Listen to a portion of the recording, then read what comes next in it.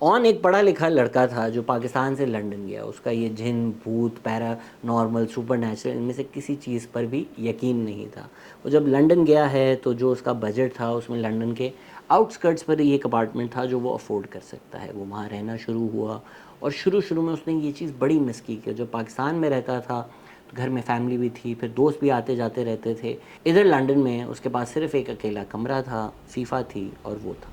इसी नेगेटिविटी में वो आकर मौत के बारे में सोचना शुरू हो गया और एक रात वो यही इसी तरह ज़िंदगी मौत के बारे में सोच ही रहा था कि ये सोचते सोचते उसकी आंख लग गई।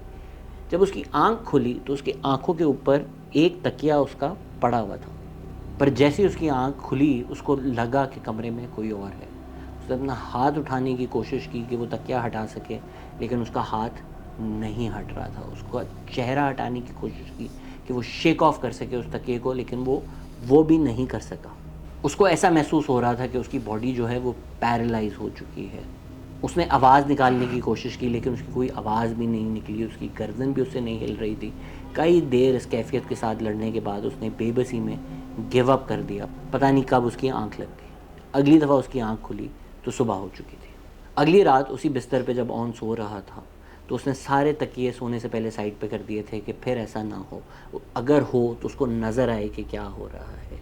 इस वक्त वो किसी कैफियत के साथ रात को नहीं उठा कि कोई कमरे में है, या किसी आवाज़ से नहीं उठा। वो नींद से इसलिए उठा क्योंकि उसने बोला कि उसको ऐसा लग रहा था कि उसके सीने पे किसी ने जिस तरह बहुत भारी डंबल्स रख दी हों। और जैसे ही वो उठा है वो फिर उसी पैरालिसिस की कैफियत में था। उसकी आंखें खुली हुई थी लेकिन उसकी बॉडी उससे नहीं हिल रही थी। लेकिन एक चीज़ अलग थी कि उसको यहाँ पर अपनी साइड पर पहले एक ठंडी सी हवा महसूस हुई, फिर एक वेट बिल्कुल right next to his head उसको यहाँ पर महसूस हुआ। उसने अपनी गर्दन मोड़ने की कोशिश की लेकिन उसकी गर्दन तक नहीं टर्न हो रही थी। और उसने सिर्फ अपनी जब आंखें इधर की हैं तो ऑन कहता है कि उसको एक क्रीचर नज़र आया है, एक ब्लैक सा क्रीचर। मतलब उसकी ना चेहरा था, ना आंखें थी, ना मुंह था।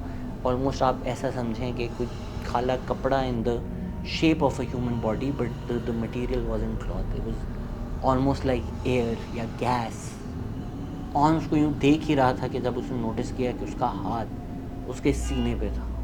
ऑन ने हर चीज़ करने की ट्राई की कि वो किसी तरह से उठ सके, वहाँ से भाग सके, चिल्ला सके, पर उसकी ना आवाज़ निकली, उसकी ना फिंगर तक उससे मूव नहीं हुई। और इसी बेबसी के आलम में पता नहीं वो कितनी देर ये महसूस करता रहा। और फिर जब उसकी आँख खुली है तो सुबह हो चुकी थी। जब उसने ये बात अपने अंग्रेज़ और जर्मन दोस्तों को बताई तो उन्होंने बताया कि साइंस में एक चीज़ होती है स्लीप पैरालिसिस।